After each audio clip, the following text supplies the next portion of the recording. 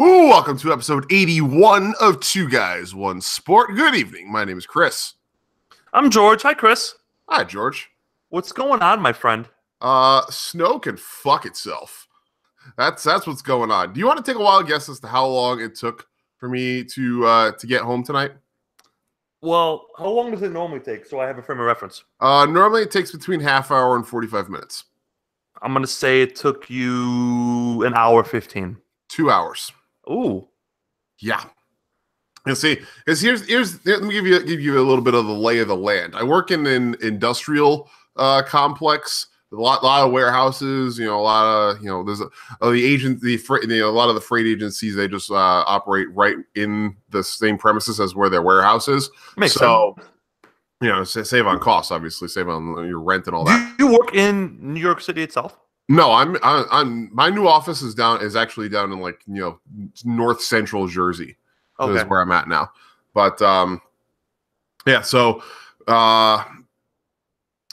in the industrial complex, and there's one road. There's literally one road that leads out of where we're at, because we're in the very back end of the complex, and behind our building is just like swampland. They basically just built on top of the swamp. It's the stereotypical Jersey swampland. No. Stereotypical swampland is Staten Island. This is just it just happens to be swamp here. But yeah, so it's just like a riverbed, and it's just rough ground behind us, and the one road that my building is on just loops around. The road basically loops around the entirety of my building and then just goes right back out to the main stretch. So that one road that leads out was backed up from the main road all the way back like half a mile to where my building is, with just cars and trucks trying to get out because the snow has started falling around 2-ish and then changed to about freezing rain around 4:30. And I left at 5, and it was miserable trying to get out of there. I think it took me probably close to an hour just to get back to the main road, so half a mile. It took me about an hour to get just that half a mile back to the main road, and then the other rest of the journey, the other 9 miles or however long it is, it took the other hour. It was just disastrous. It's always fun when you are sitting in a car and you're like, I could be walking and going faster. Yeah, that's essentially what it was. Yeah, it could have been. I could have gotten out of my car and probably would have made it at least halfway home in about the time it took me to get all the way home. Like the scene in the beginning of Office Space where the guy looks out the window and the guy in the walker is going faster than he is. Yep, exactly that. Yeah.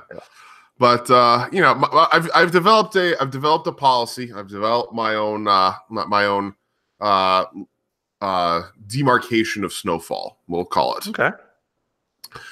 If the snow is enough to result in work being canceled and for me to have to stay home from work, that's good.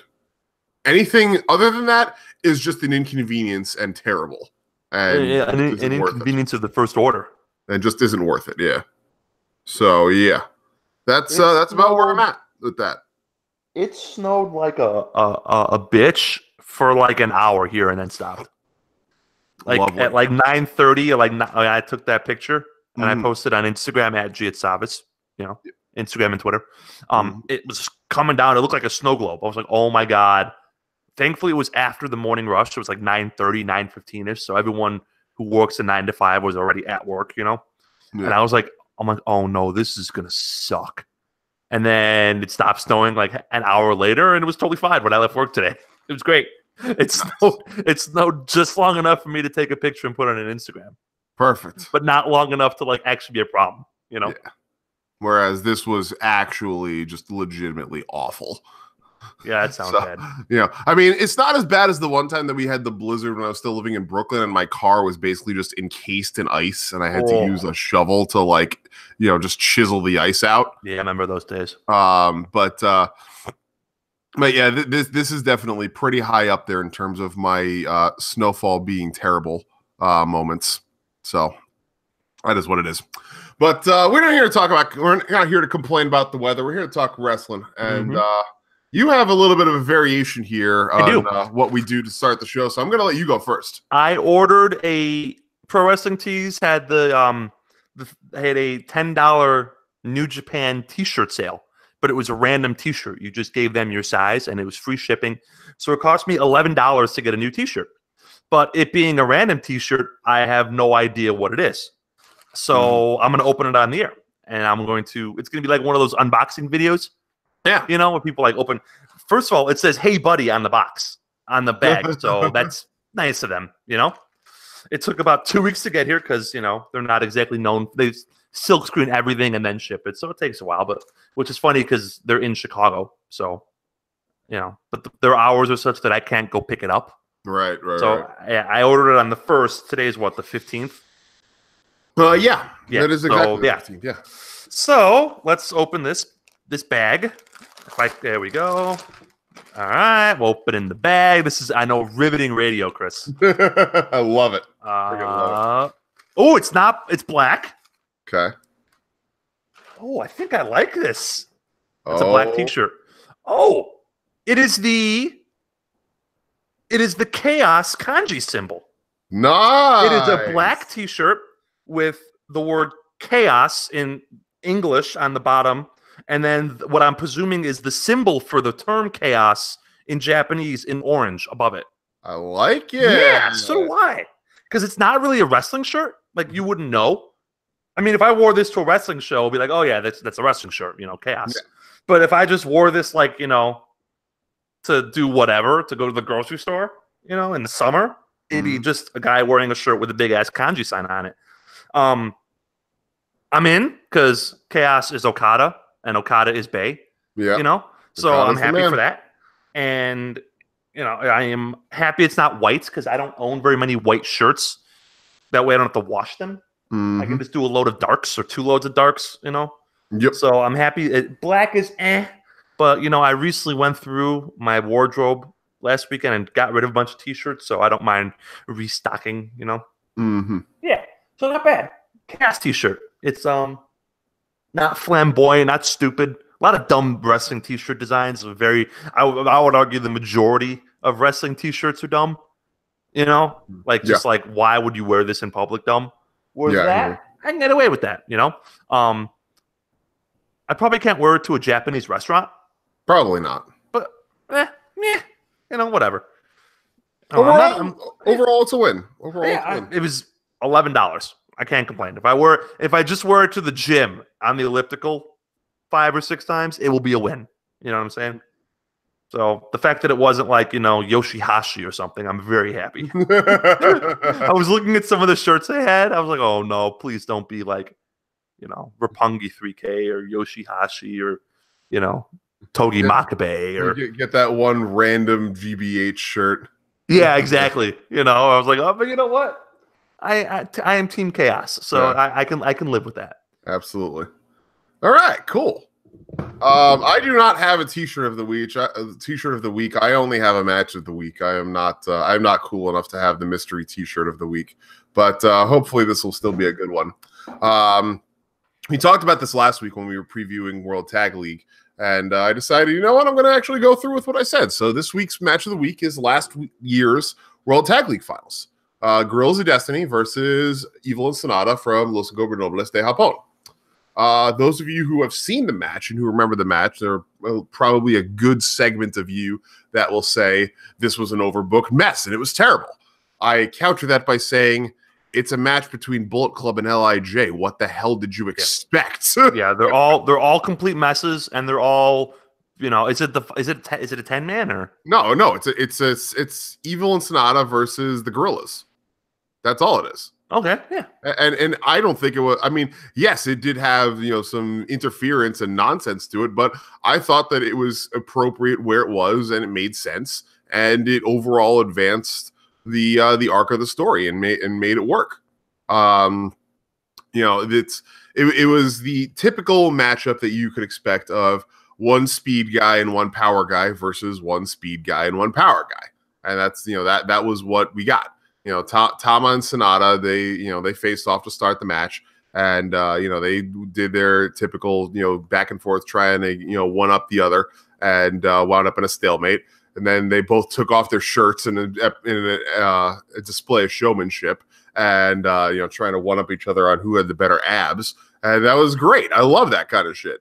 Just showing all that ridiculous character work and just trying to be as over the top with it as possible, and it works. It's great. The two of them eventually wound up both tagging out to Evil and Tanga Loa, and it was power game versus power game, and that was also great as well. The two of them just testing strength for strength. Who could get their big power move off to get the other one down, and it was awesome. Eventually, it devolved into shenanigans of I forget what. Evil did. It went back and forth, tags and trading spots outside and inside, all over the place. Eventually, got to a point where it was Evil and Tama in the ring, and Evil did his cool spot where Tama goes for the kick. Evil catches the kick, throws it over to the ref, who is Red Shoes, throws Tama's leg over to Red Shoes, and then hits his own kick right into Tama's midsection. Sends him into the corner and goes for runs back to the opposite corner, goes for the splash in the corner where Tama is, but Tama pulls Red Shoes in front of him, and Evil wipes out Red Shoes. And then this is where the de-evolution of the match starts for some people. Tanga Loa comes in with a chair, blasts Evil with the chair, and Tama and Tanga both start just beating the crap out of Evil and Sonata with the chair. Tanga Loa then goes outside, sets up a table on the outside.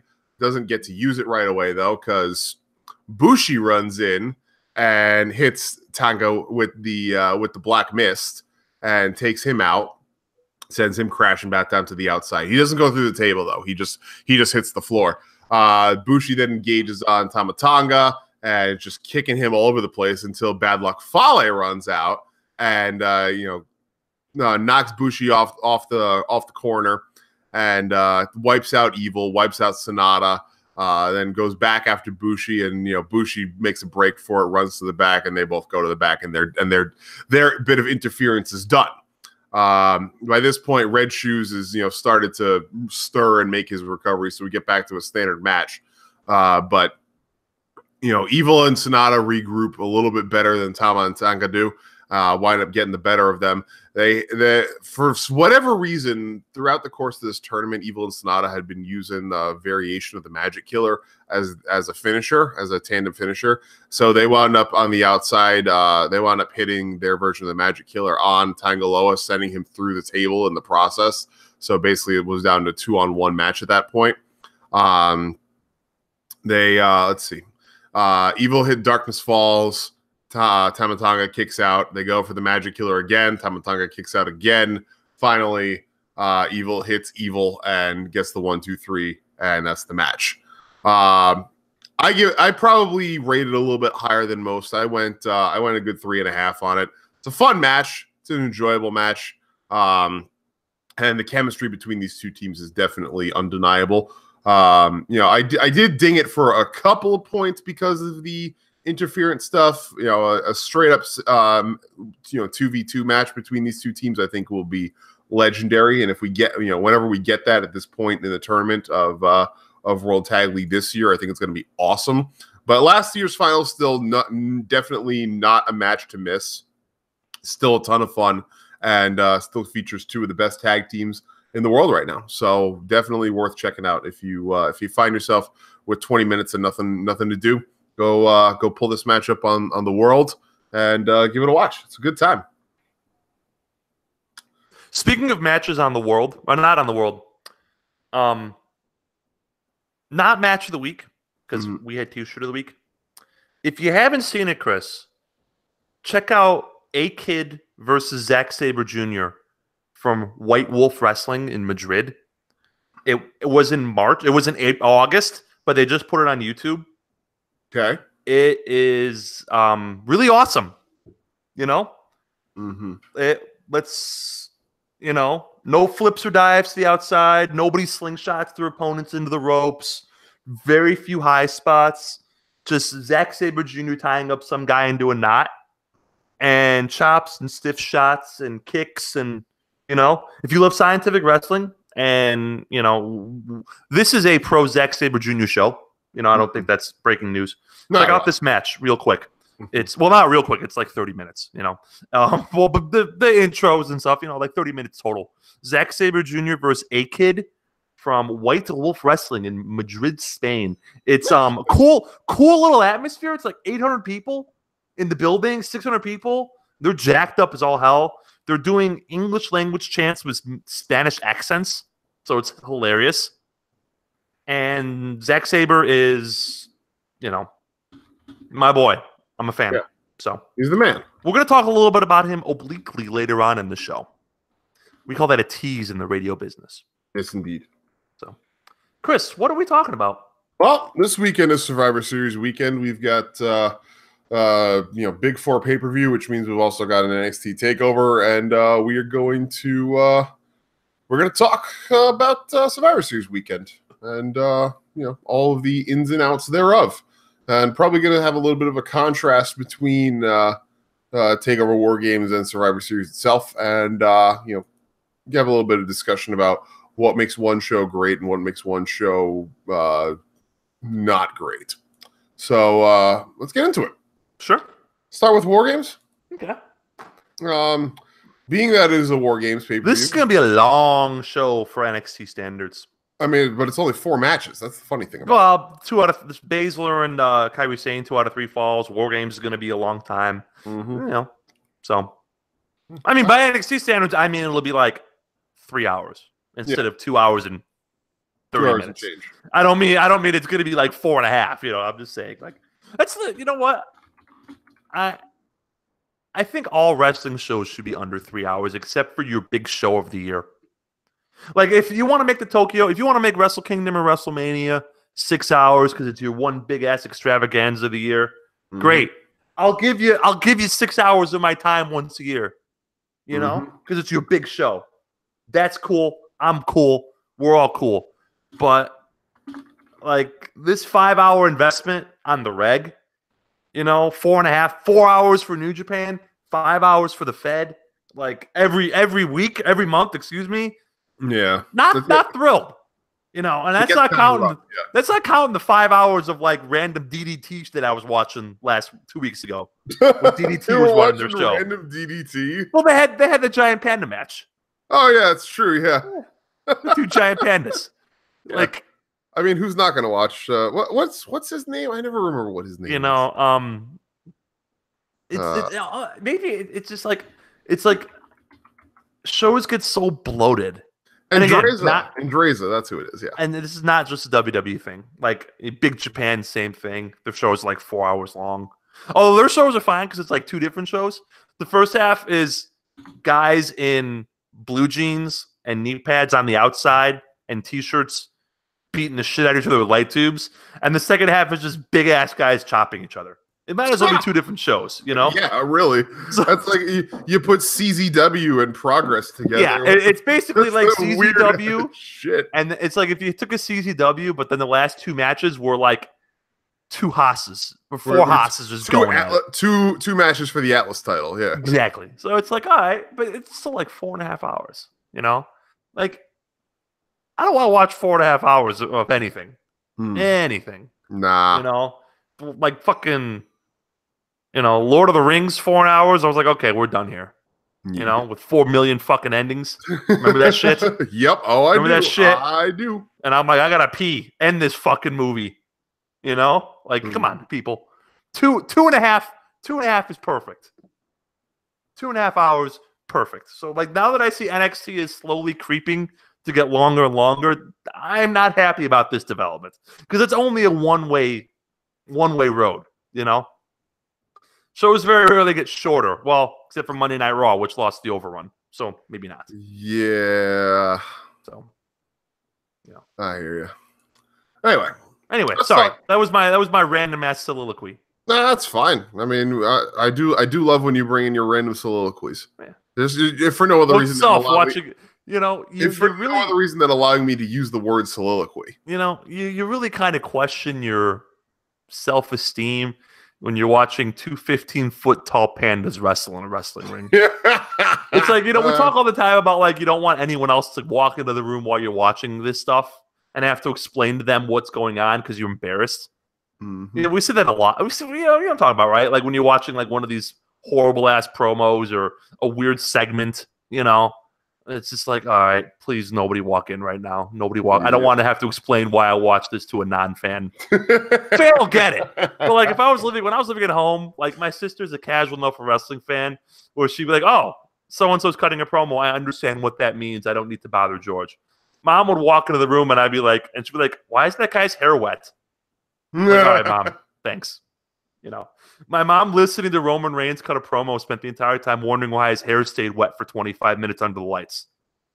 Her conclusion was either olive oil or leave it in shampoo, which I'd never even heard of until I started talking to her.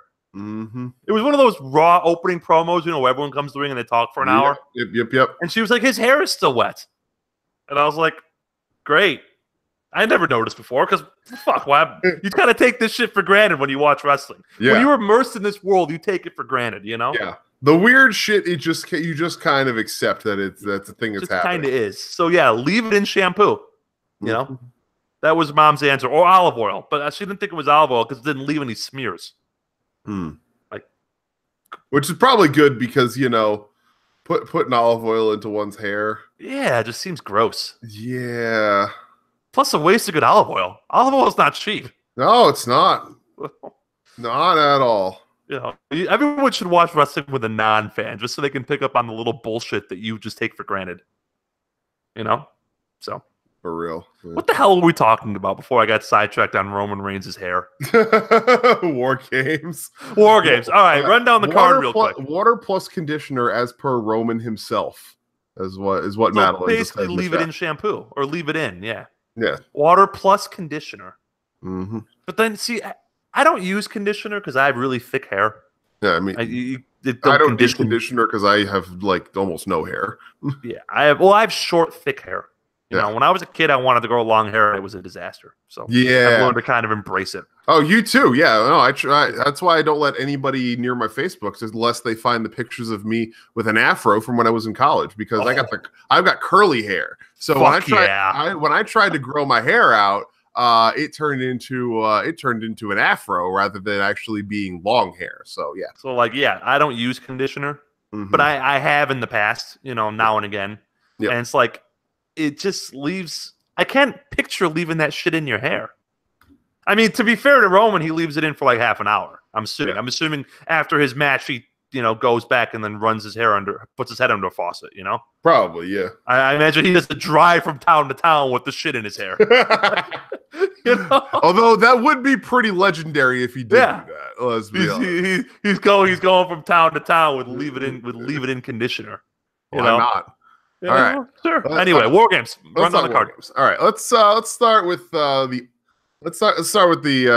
big match, the War Games match. The War Games. Yeah. Undisputed Era. My expectations for this are super, super high, but go on.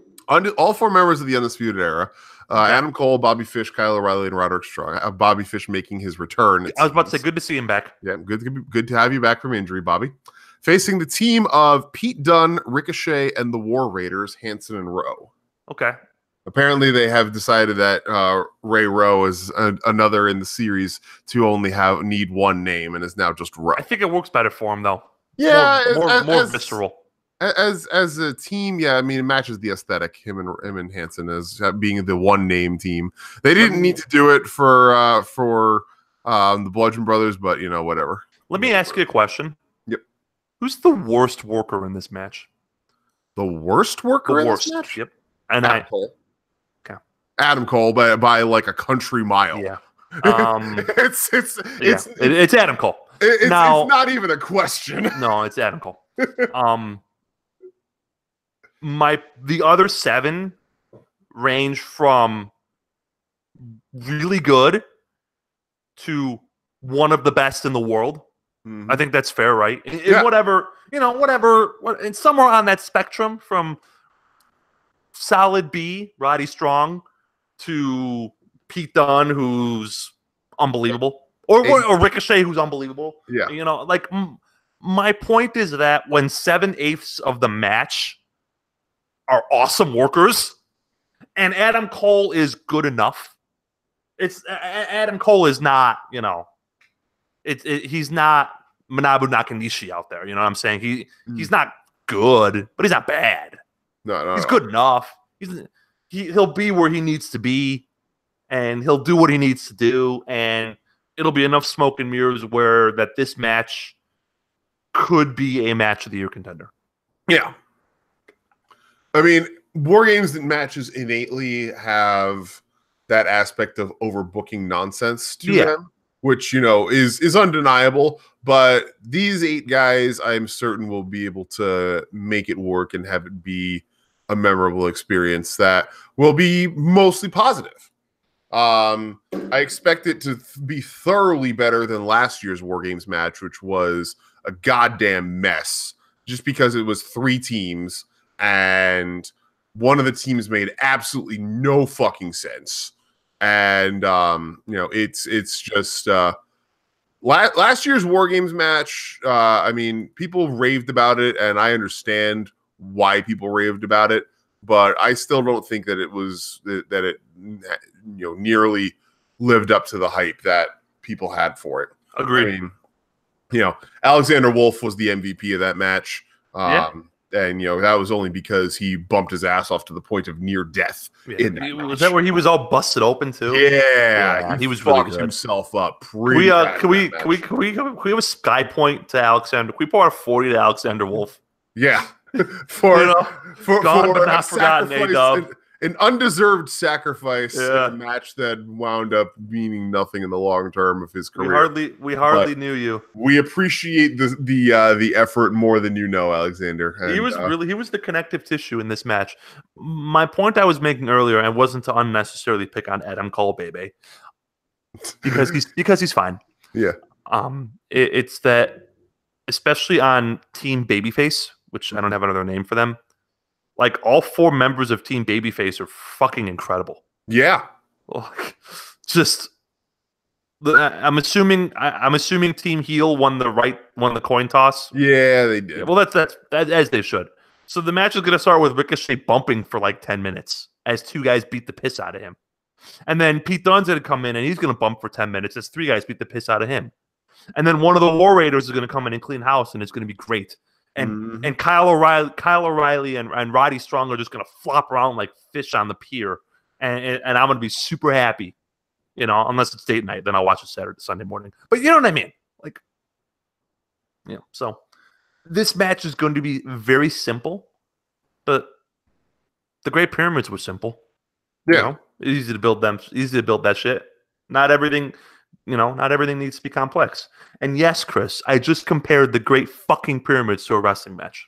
Because we can do that's that. That's the kind of content you get on this show. Yeah, because we're just that damn good. Yeah.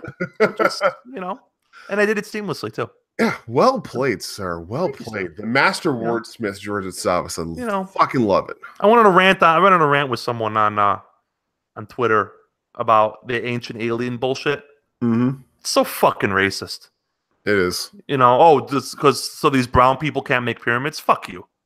Yeah. You know, you never hear that say about white people. Like, ancient man was fucking badass. Breaking news. Yeah. Ancient humans were awesome. Yeah. They did cool shit like build pyramids. Yep. You know, they didn't even know aliens. What did we do? We racially appropriated Jesus Christ. Yeah. Fuck off. Exactly. That. Yeah. So, all right. I'm ashamed of us, but whatever. Yeah. We bitch on Twitter. They're building pyramids. Yep. You know? Let's get back to that. The wheel. Can we get back to that, please? Can we get back to building pyramids? Yeah. They built pyramids by dragging literally tons of limestone on sleds. Yeah. The age of scientific advancement needs to come back because it's been far too long. Yeah. All right. Let's see. Next up, the other non-title match on this show: Aleister Black versus Johnny Gargano. Yeah, I'm done with the Gargano stuff. Yeah, I'm just done. Match should be good. Match should be very good. I will grant that this match should be quite good because both of these guys are excellent workers. But Johnny Gargano at NXT should have been done 6 months ago. It should have been either you put the belt on him at Mania on Mania weekend, or you fucking send him up to the main roster. Yeah, that's what it should have been, and they've instead drawn this thing out for an additional number of months that was greater than 0, and therefore it's not good anymore. I enjoyed the first Ciampa match. Yeah, what was it? The Mania weekend one, the unsanctioned one. Yeah. I enjoyed it. I did not love it. I think I went 4.25, 4.5. Like good, very good match. Very good. We've had a lot of diminishing returns since then. And Gargano has not reached the heights that he reached with Andrade Almas. No, that match at the Royal Rumble Takeover was sensational, and that was Gargano's high point of his NXT career. I felt.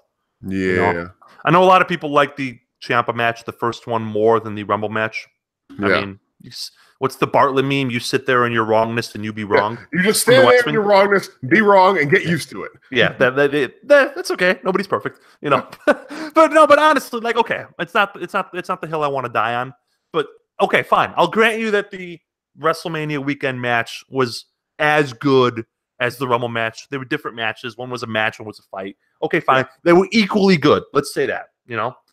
Okay, that was in April. Since then, the Johnny Gargano were in the epilogue, and it's like the fucking Lord of the Rings. Like the movie just doesn't end. They keep cutting to a new scene. Yeah, like, that's where we are. It's gotten to the point where, like, I said it last week when we talked about we were discussing possibilities of who our Wrestler of the Year was, and Ciampa came up, and I said not this year because he's basically just been collateral damage in the Johnny Gargano story, and Aleister Black is too, and even Candice LeRae is at this point too. It's gotten to the point where everything that surrounds Johnny Gargano, because they didn't pull the trigger and put the fucking belt on him when they could have, has just become an absolute disaster. And granted, that's not Johnny's fault necessarily. He is just working with the material that he's been given. It's the fault of the writers for thinking that they can get away with milking something like this for this long. You got to know how long to let something breathe and how long to to let something marinate. And then you have to know when, or it's like, all right, this is time. This is the perfect time to pull this freaking steak off the grill and serve it, because it's just right. Yep. And we've reached now the point turning where brown. We've turned the point. No, not turning brown. This steak is a hockey puck now. Let's call it what it is. This steak is a fucking hockey puck now. This story is so past its sell-by date. I am well beyond done with it. And I'm sure that there's a large segment of the fans that is well beyond done with it as well. So I don't know.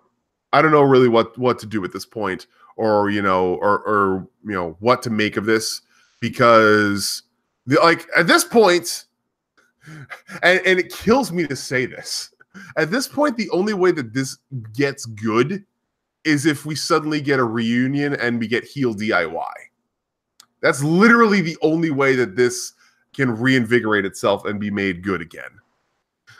And I don't know if they're going to do that. But it feels like both guys will have outgrown the tag team division. Yeah, so that's absolutely. Kind of like, oh, okay. See, I am sour. I've mentioned this in the past. I am souring on NXT. Yeah. In large part because the Gargano Ciampa stuff does nothing for me. And it's like, if your flagship is bad, your flagship feud, then everything else kind of takes its lead from that, So absolutely, I don't know, but the match should be good. It should be very good. I mean, maybe it's got shenanigans and bells and whistles and shit. Aleister Black has kind of just been wandering in the wilderness since his attack, right? Yeah, I mean the injury. I mean, it is what it is. People get injured. It is, we'll talk more about injuries later in the show. People get injured. You have to make the best of it that you can. Problem is that they didn't make the best of it that they could. They ran this stupid fucking storyline that lasted for months about who attacked Aleister Black. It's a mystery. Well, Detective William Regal is on the case. Yeah. And, in the end, Johnny Gargano is now crazy Nikki Cross. And okay, yeah. I mean, Sure. Nikki Cross was literally the only part of that story that I enjoyed. I'll be honest. Nikki Cross running into the ring and saying, "I know what you did, and I know a secret," and all that stuff. That was literally the only thing about this whole thing that I've enjoyed in the past 4 months. Everything else has just been, God, why? Please put it away. Put it down. Yeah.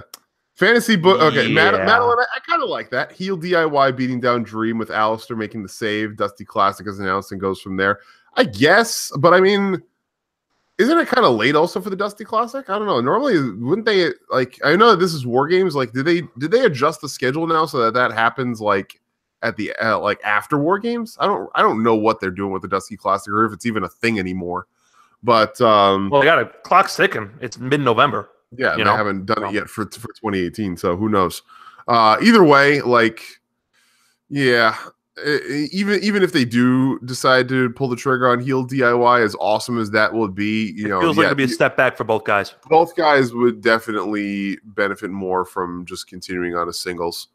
Because again, the story has outlived its use by date by a long shot. So. But again, this match in a nutshell, independent from the storyline and all the other crap that surrounds it, this match would be great because it features two guys who are amazing in-ring workers. Well, unless there's a fuck finish, which is possible. Yeah, I mean that is possible. Yes, but I think of Okay, go on. I'm sorry.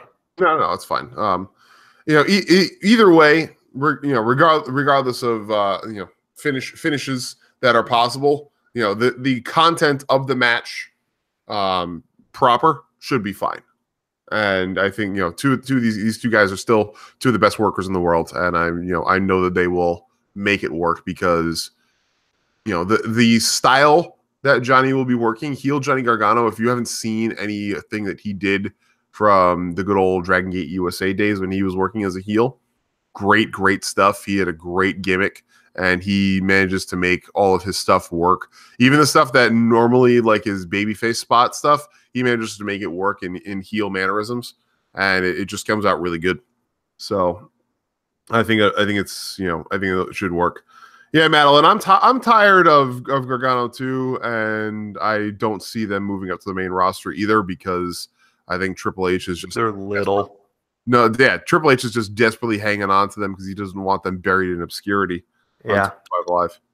But at the same time, he's not doing anybody any favors by keeping them there. No, they're that's well said, and they're both little. Yeah, and it is what it is.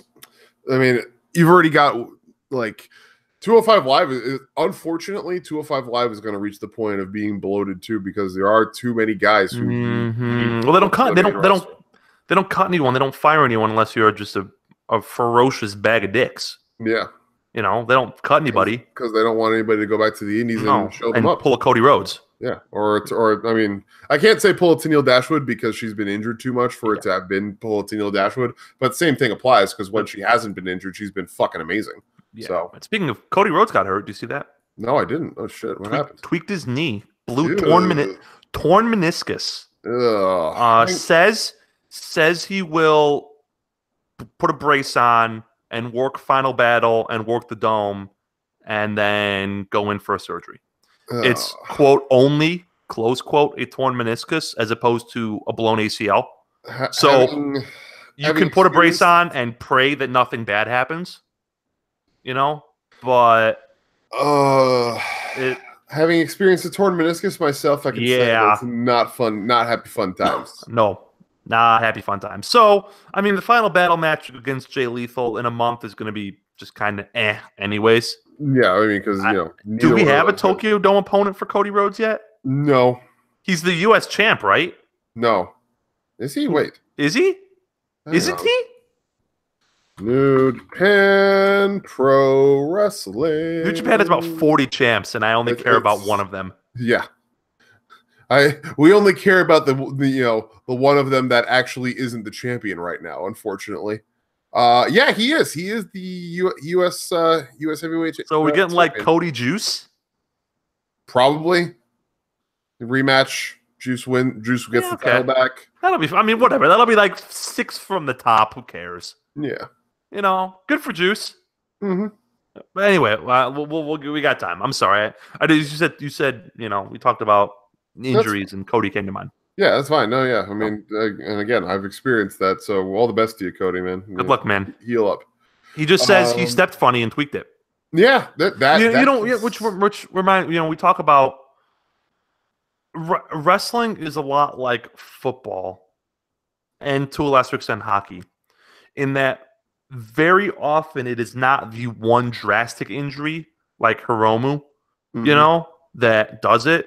It's the lifetime of the little ones, and then you step funny and you blow your meniscus. Yep. Like you look at Tomohaki Honma, right? Yep. He broke his neck on a draping DDT, which in and of itself is a nothing move. But then you realize he spent 20 years landing on his head. Headbutting people. Yep. Headbutting people off the top rope and doing dumb shit. Yep. Same thing happened with Edge. When Edge broke his neck, it wasn't a single move. It was all the TLC matches and the spears and everything else, Yep. Like, it's the that many years of bad technique will definitely get you. It's not even not even this is a dangerous business. Yeah. It is. And the men and women who do this often for little pay and no benefits. Like the life of a wrestler, so you work a show and then you get into your car and you drive 6 hours and you work another show and then you go to your cheap ass hotel, your nice hotel or whatever. And you sit in you sit in the bathtub of full ice and you do it all over again the next day. And you find time to go to the gym and you're on the radio. It's like, God, man, you got to be just fucked up in the best way to want to do this. Like, you know what I'm saying? Like, you just got to be demented. Like, especially for the people on the indies and stuff. Like, it's one thing if you do it in the Fed and you make your six figures, and God bless, my number one rule with money, make as much as you can, right? Yep. But if you're like Marco Stunt, right? Marco Stunt worked last Saturday in Chicagoland and then got into a car and he worked the next day in Louisville, Kentucky, which is like 5-hour drive. It's just like he worked in jeans against Brian Alvarez a week ago because his wrestling gear was too dirty to work in because he worked 3 straight days in it. And he only has the one set of gear. Like, you got to be crazy to do this for a living, man. I'm convinced. Yeah. You got to be absolutely crazy. So, my point is that guys get hurt, and it is a dangerous business. Yes, and ladies too. And we'll talk about Stone Cold Becky Lynch later in the show, but yeah. All right, sorry. That's all right. I'm full of weird soliloquies today. Hey, nothing wrong with that. So it just adds to the content. So, anyway, next we have a 2 out of 3 falls match for the NXT Women's Championship between Shayna Baszler and Kyrie Sain. Yeah, my girl. And Kyrie Sain. And Shayna Baszler. So, 2 out of 3 falls. These matches usually should go to the babyface, so I expect my dream is just 2 straight falls. I love that in a 2 out of 3 falls match. Yes. Just whomever, just bum rush the shit out of them. Just I love that. Yeah, I love subverting expectations. Yeah, I know. Who's winning this match? Kyrie. Okay. Honestly, like, I think that I think that we said this last time after Evolution. Shayna has run out of things. They've run out of things to do for Shayna, and then the mileage is there. They are. You know what this reminds me of? Another weird soliloquy. Did you watch House of Cards? No, I actually TV show. I never did. No. So House of Cards went 6 seasons, and the last season they got rid of Kevin Spacey because he's just a scumbag of a person.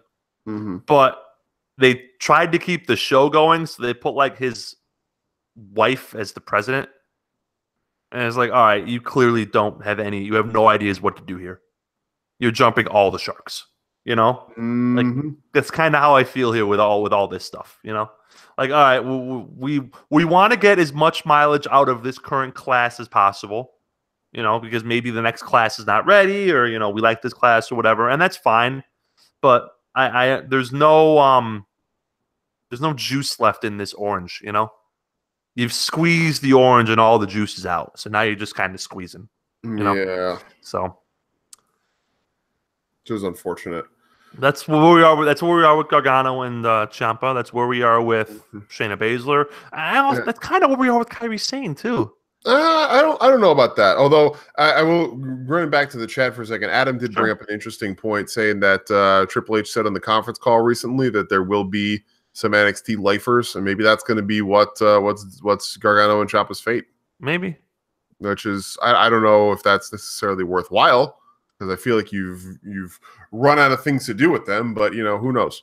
Either way, getting back to this women's match, I don't think that they've run out of things for Kyrie Sain to do. I don't think that they've used up what they can do with her yet, because as I've been saying, like, she is honestly one of the perfect people to use. If you're going to use somebody to try and build up the rest of the division, it would have to be either her or Candice. And since they clearly have no interest in doing anything with Candice right now, because I don't know what the fuck is wrong with them. But since they've decided they're not going to do anything with Candice at this current juncture, using Kyrie as a way to build up the rest of the division is probably the safest and smartest thing that they can do, because she is an amazing wrestler and she does an amazing job of telling stories in the ring, and she gets over with the crowd and she makes her opponents always look like $1 million.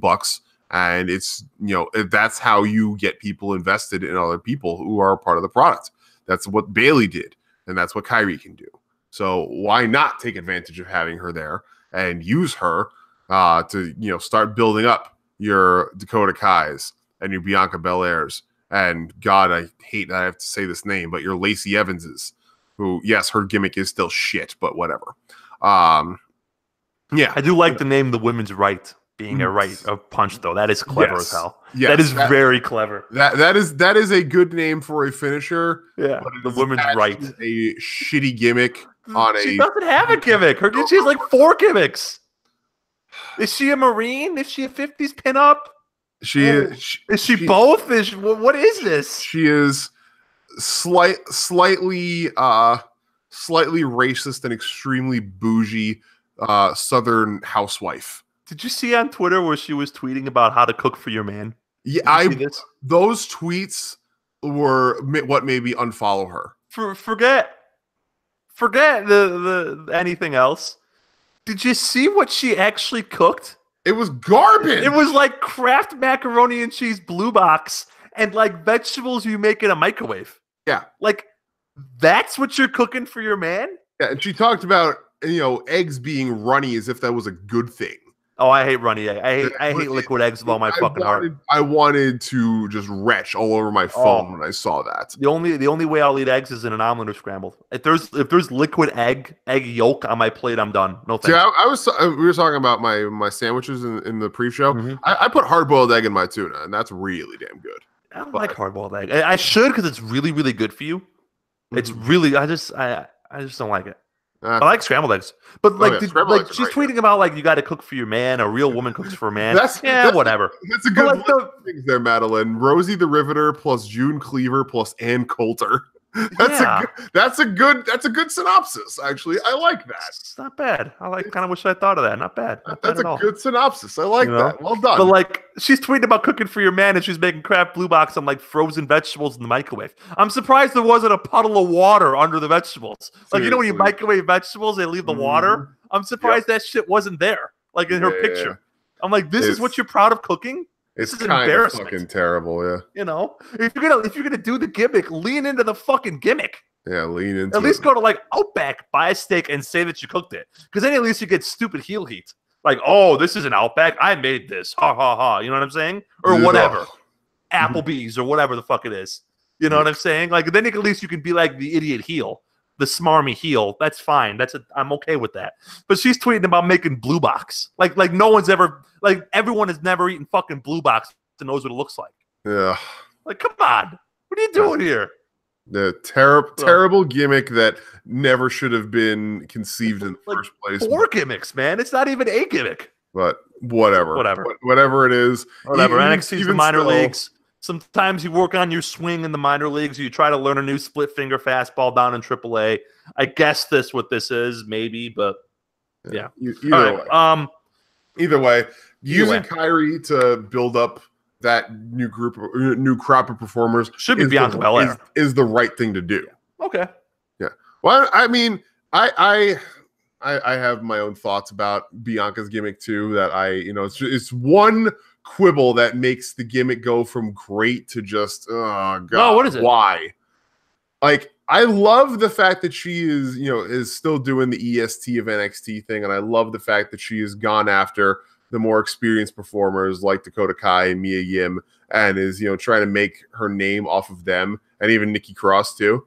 But the minute that she said indie wrestlers and made it about NXT versus the indies, I was just like, nope. Yeah, that's what they do. I'm done. That's what they do. Fucking want it.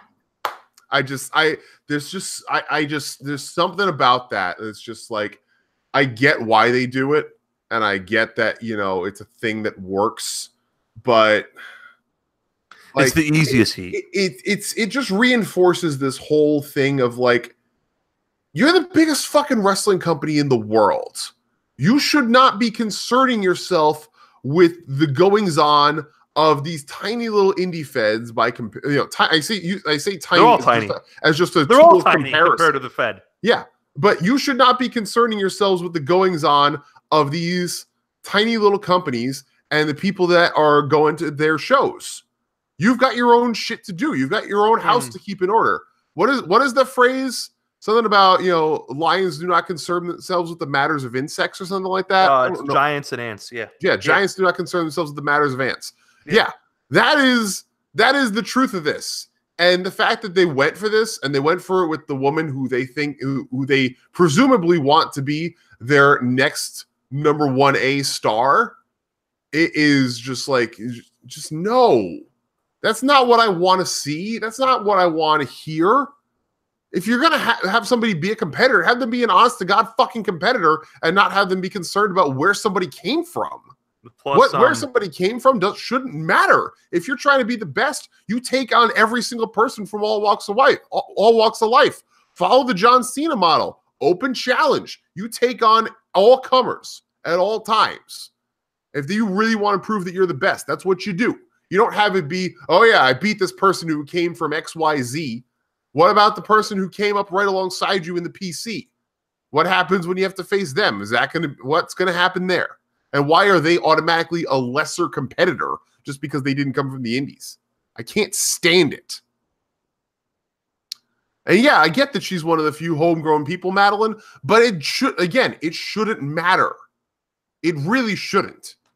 If you want to make a knock about people's experience, that's fine, but you don't need to bring up the fact that they got that experience in all these other companies. They have people who are in there. They brought back Serena Deeb last year. They brought back Caitlyn this year for the Mae Young. Bring out some of them. Bring out some of the veteran talents who've been with the company. Bring in Natalya. Bring in Alicia Fox. Bring in the people who have been there and have them come in. If you really want to make it about people's experience, that's what you do. Make it about people's experience and genuinely bring in people from all walks. I know it's probably like a minor thing in the grand scheme of things, but for whatever reason, that just irks me to no end. I don't get it, but it does. And it was, yeah, exactly, Taker. Thank you. It was done already with Baron Corbin, and guess what? It didn't work with him either. It didn't work for him, and he didn't ever even have to say the word indie wrestler. He just went after Austin Aries, and then went after Apollo Crews, and then went after Sami Zayn. And that, and it didn't work for him, as, Baron Corbin's supposed indie destroyer. We all bought in for it for like 5 minutes, and then it immediately realized, oh wait, this is crap. And only part of that is because Baron Corbin is. I was about to say, I think the lion's share of that is because Baron Corbin's no damn good. Yeah, but I get you. But the gimmick in and of itself, I think is not. It does not have the mileage. I don't think that it has enough mileage to it for it to be feasible for someone who's supposed to be a 1A star. I think that you need to do something better. Come up with something smarter. Be smarter with your writing. Because you can only take that for so long before you have to say, okay, so do we have her go and beat Io Shirai now? Do we have her go and beat Toni Storm? Because I don't think you want to do that with the people that you just spent, presumably millions of dollars getting to sign with your company over their home promotions. Yeah, exactly. Taker, just send her out there and have her kick their asses. It's not that hard. But minor quibble in the long run of things, I know. But I still think Bianca's a little bit of a ways away, but she'll get there. Oh yeah, no, I'm high on her. Given time, absolutely. Yeah. But there are lots of people that I drafted her can be built at the same time. Yes, you did. I'm Team Bianca. Yeah, it's the giant hair. Mm-hmm. So, yeah, the ponytail is a giant weapon of mass destruction. That is her ponytail. Yeah, it's the braid. It's amazing. Yeah. All right. Lastly, NXT Championship match: Tommaso Ciampa versus Velveteen Dream. This match will probably be the worst match on the card, but whatever. It'll still be good. It'll be good. Yeah. I mean, it can be. If I say worst just as a qualifier, because something has to be the lowest match on the card. It should still be an enjoyable match, though. I'm still not quite there with Dream. No, absolutely. He still needs work. He still needs some polish. Work. Ciampa's smart enough of a general to kind of take Dream where he needs to go. Yeah. You can make it work. Hopefully they don't do something dumb, like they don't try to do shit the Dream can't do, like against Cash Sono. Yeah. Where they were trying to do like weird Death Valley drivers and it just sort of fell apart. Yeah, that match was no damn good. They really need to go back to what they were doing in the feud with Alistair, where it was entirely character driven. Yeah. And that actually that's where he shines. That's where he is at his best. He's got the hard part down. Yeah. I've said this before. He's got the hard part. He's like a young Naito. He's got the character work in the bag, and he knows what he can do with his character, and he knows how to make it work against everybody. It's just a matter of making sure that the rest of his house is in order. Yeah. So he's got the hard part down. Like there are 50 guys who are great workers who are horrendous promos and horrendous gimmicks. Mm-hmm. That's the work. And I'm looking at you, Ricochet. The working in the ring is the easy part. Easy in quotes, obviously. It's all hard, but the working is the easy part. The talking and the gimmick is the hard part. So he's got the hard part down. Mm-hmm. You can get to be good enough in the ring, and if 75 years of professional wrestling history have taught us, if you're a good talker and a good gimmick, you can be an okay worker and make a shitload of money. Yeah. A shitload of money. So, yep. Not at all worried about him that long term. Short term, but you know what? This match will be perfectly fine. It may be good. Yeah. I think that this is the event to do this on, where it won't be the main event. Exactly. And you can get away with the title match being just okay. Yeah, this is going to be the second match. It's going to go Gargano, the women, and one War Games. Actually, I actually think they open with Gargano, then the women's match, then the title match, then the War Games. Yeah, that sucks. Not that it really matters. It's 4 matches. It doesn't really matter. Yeah. So because I have a feeling this match is going to end up being a short one too. So that's probably why they're. I hate this term, and I hope it's a short one. Yeah. I hate this term, and I know you hate it too, but I have a feeling it's going to be the cool down match. That's why I think it's going to be that order. Yeah. I hate dumbing it. It's your champion, though. I hate the concept of the cool down match in general. Yeah, it should. Every match should be good and be able to stand on its own. Yeah, and New Japan doesn't have cooldown matches, and their crowds are hot for 4 hours. Like you can have a show without cooldown matches, and more importantly, to damn champion. It should I understand War Games being the main event because it's War Games, but kayfabe, this is your best wrestler in the company. Yeah. Otherwise, why would he's your champion? But this match should be fine. God willing, it better not be long. Yeah, we're gonna have a bunch of long matches. This should be 12 minutes in and out. Let's go in. Let's do our shit. Let's get the hell out of there. No one gets hurt. So yeah, that's Takeover.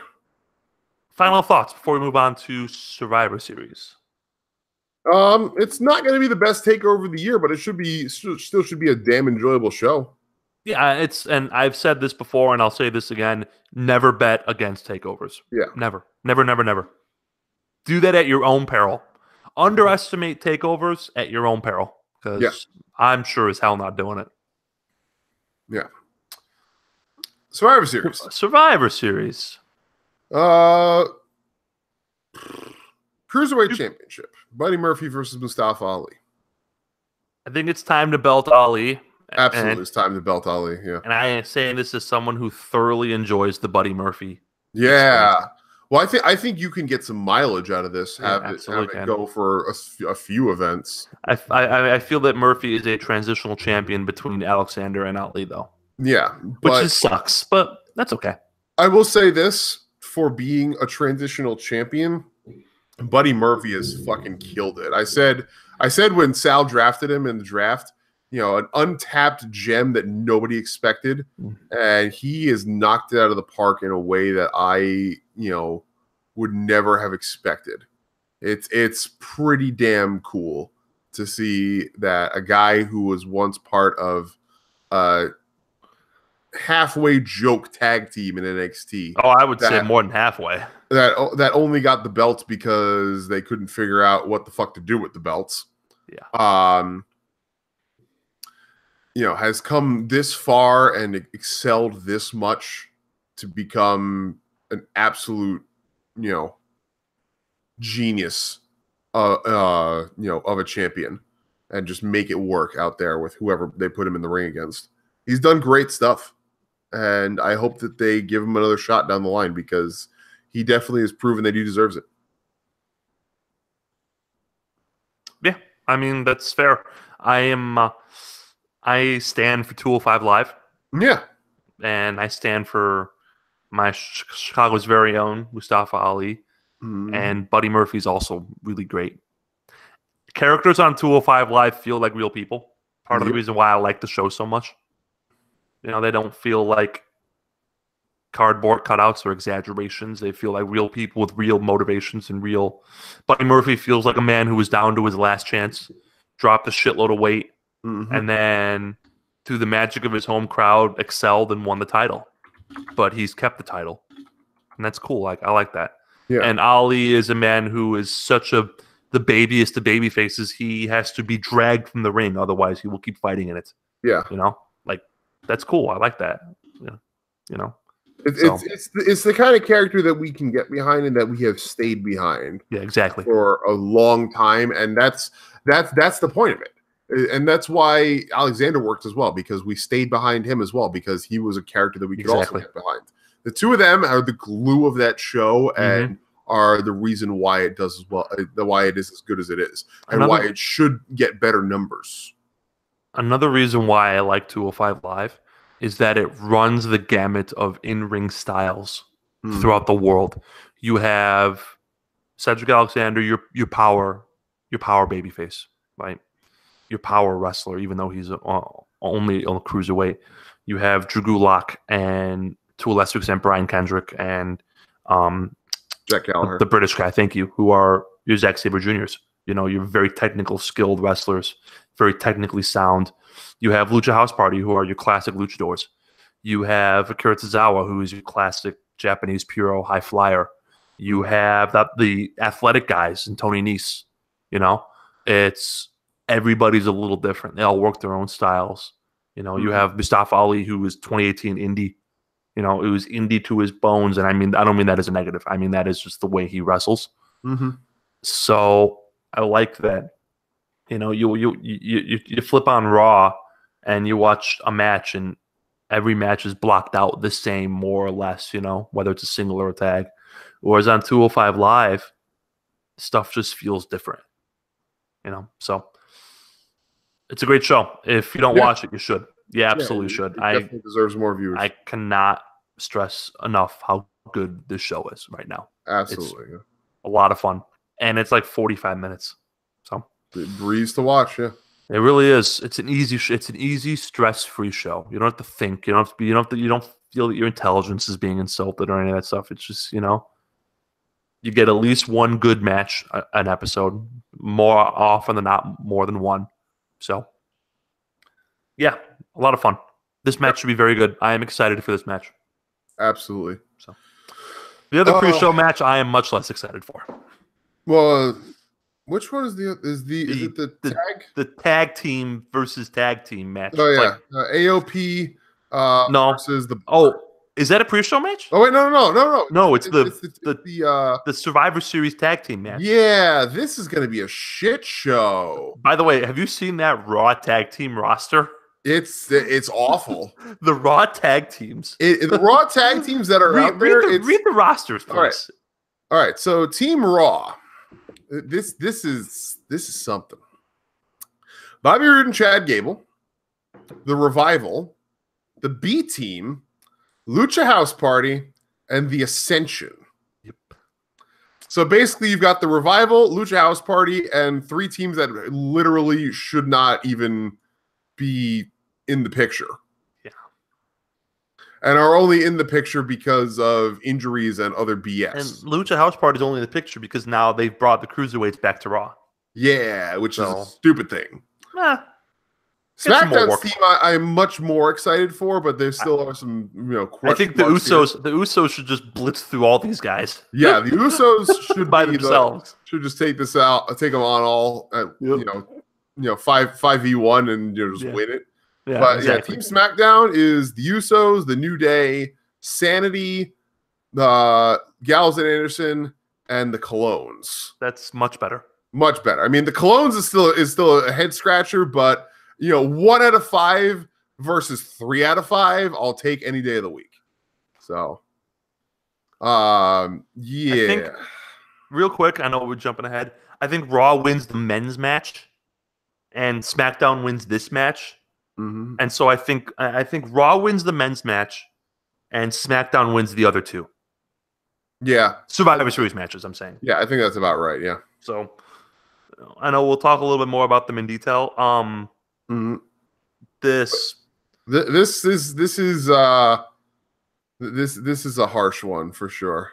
Yeah. Let Raw's teams eliminate the Colognes and Sanity and the Good Brothers, and let the New Day and Usos just beat the crap out of everyone else. Win it all. Yep. And then I mean, I have a feeling that because of the way that this program goes, Roode and Gable are going to be the last team eliminated for Team Raw when it should be the Revival instead. But whatever. Yeah, Roode and Gable are getting a mini push. So. Yeah, and it makes literally no sense. I'm excited. I mean, Chad Gable was brought back to Raw for a singles push, and instead they just threw him right into a tag team because they had literally nothing to do with Bobby Roode. Yeah. Chad Gable needs to leave this company. Yeah. I mean, I don't say it often because Chad Gable could make so much more bread on literally anywhere else. If Chad Gable does what Cody Rhodes did and makes his fee very low so that he can just get booked everywhere and keep his name in the spotlight like Cody did when he was first released, where he was taking bookings everywhere. I saw him at AEW, and he was going at, like his fee was so low that every indie in the country was like booking him. He's like, yeah, sure, fine, why not? Yeah. He did that for like 6 months, and then he signed with Ring of Honor, and now he's just great. Yeah. I mean, business-wise. A Chad Gable run through Evolve and Progress. Chad Gable's a better wrestler. Yeah. He wouldn't go to Progress. Progress is the Fed. Like if Chad Gable leaves the Fed, he's not going to Progress. Then he wouldn't be Evolve either at that point. Yeah, Evolve and Progress might as well be WWE farm systems at this point. So okay, then forget put those aside. Chad Gable run through ROH, Rev Pro, and New Japan. Yeah, exactly. Right. PWG, exactly. Beyond, all those. It's like exactly. He make bank. He would make bank. And he's not a high bar, but he's a much better wrestler than Cody Rhodes is. Yes. And Cody Rhodes made it work. Yeah, absolutely. Chad Gable could be a superstar. And he's in this match with, Bobby Roode and the other, band of merry men. Yeah, basically. So, okay. Next, my friend. Next up, we have the match I thought I was going to be talking about. AOP, the Raw Tag Team Championships versus The Bar, Cesaro and Sheamus. I don't know why they changed their name from Authors of Pain to AOP. Authors of Pain is a fucking awesome name, and this is just the latest in the series of Akam and Razar just getting dicked by writing. But it is what it is. They'll probably end up winning the match if my guess is right. Drake Maverick and Big Show will both be ringside. Yeah, they're gonna have some sort of confrontation. They're gonna have some sort of confrontation that will probably lead to some spot of Big Show tossing Drake around and then getting wiped out by AOP. That's fine. Yeah, you're right in some way, Madeline. It doesn't make sense without Ellering, but they had a way to carry the gimmick, and like just abbreviating them to initials. I'm sick of this company just like shortening names and making everything abbreviations and everything just to try and make things easier to get across in PR statements and YouTube blurbs and tweets. Like, cut it out, guys. Stop being lazy. Digital marketing may be the wave of the future, but you don't need to be condensing shit just for the sake of condensing shit. Come on now. Why is Bill Goldberg selling me a Dodge? What? I have the football game on in the background, and Bill Goldberg is dressed as Santa selling me a Dodge Charger. Questions I never thought I'd be asked. I was like, because he's wearing like the Santa pants and suspenders, but he has like a wife beater and he's jacked and he has like all these fake tattoos that say like naughty and nice on his arms, and he's like welding together a charger to the front of Santa's sleigh. And I'm like, that's Bill Goldberg. Why is Bill Goldberg selling me a Dodge Charger? So, yeah. As far as this match, it'll be a fun house fight. It'll be a good fight. It'll be a good house fight. It'll be fine. The Raw Tag Team division is just, as we talked about a few minutes ago, just complete and utter shit. I'm pretty sure Cesaro can beat this version of the AOP by himself, given how the two teams have been presented so far. Yeah. Excited to see Big Show throw Drake Maverick into the sun. Just launch his ass into the sun. Yep. That'll be fun. It's like, off he goes. He's done. There he goes. We hardly knew you, Drake. So amazing. I love it. Team Raw women. Okay. Mickie James, Nia Jax, Tamina, Natalia, and Ruby Riott versus Team SmackDown women. Carmella, Naomi, Sonya Deville, Asuka, and TBD. Question: who's TBD? If you want to be unpredictable and make it interesting, Ember Moon defects to SmackDown. Okay. If you want to be safe, which is what they will do with Mandy Rose. It's Mandy Rose. Yeah, it's Mandy Rose. It's Mandy. Expect nothing and you're never disappointed, my friend. Yeah. So I would have this be the Asuka Rex shit show. Oh, that's what it should be. Yeah. But it's going to be the Nia Jax Rex shit show instead. God, she does less than nothing for me. I know. She does. I will give her props for tweeting about her fist after punching Becky Lynch. Way to steer into the skid.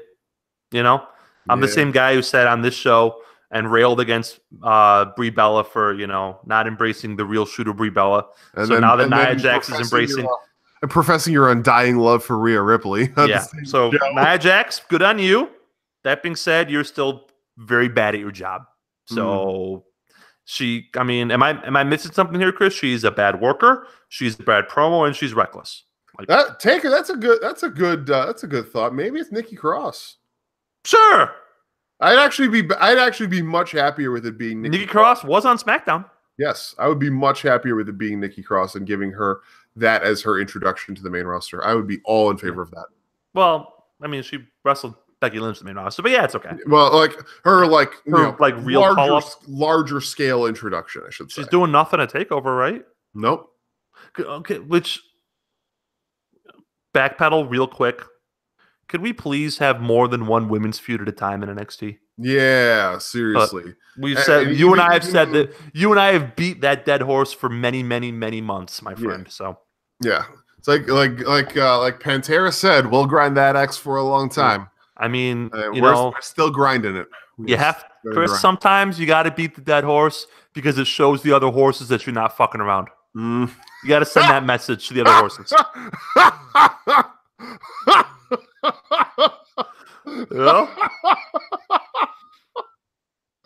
Oh no! Oh no! Oh shit! That was a good one. Much like Han Solo, I do have my moments. Not often, but I do have them. Well played, sir. Well played. Got to send that message sometimes. So. Nikki Cross is a good one. I hadn't thought of that one. That's a good shout, my friend. Next. Oh, who's winning this match? SmackDown, right? I mean, I feel like it's got to be, but something tells me that there's an inside shot that Raw wins because Haas's. Spoiler alert: SmackDown or Raw's winning the two main singles belts matches. Mm-hmm. So SmackDown's going to have to get a little something, a little winning going on, Please. So, but I'm so tired of them trying to make Nia and Tamina a thing. Yeah, it's not a thing. Nia Jax is not a thing. Whatever. She's not. She's not good at her job. So, yeah. Next up. Team Raw, Dolph Ziggler, Drew McIntyre, Braun Strowman, Finn Balor, and Bobby Lashley versus Team SmackDown, The Miz, Shane McMahon, Rey Mysterio, Samoa Joe, and Jeff Hardy. What the I mean, how could SmackDown lose when they have the best wrestler in the entire world on their team? Swear to God, why was there ever a need to bring Shane McMahon back for literally any reason? Wasn't it bad enough having Roman nearly kill him 2 years ago at Survivor Series? Roman saved his life. No, Roman saved his life. Yeah. I said that at the time. I mean, in kayfabe, Roman nearly killed him. I thought you meant when. In actuality, Roman saved his life. In actuality, Roman saved his life. From death. From literal death, yes. But in kayfabe, Roman nearly killed him 2 years ago. Why was there ever why did they ever think that there was a need to bring him back after that? I will never know. Yeah, it's he I'm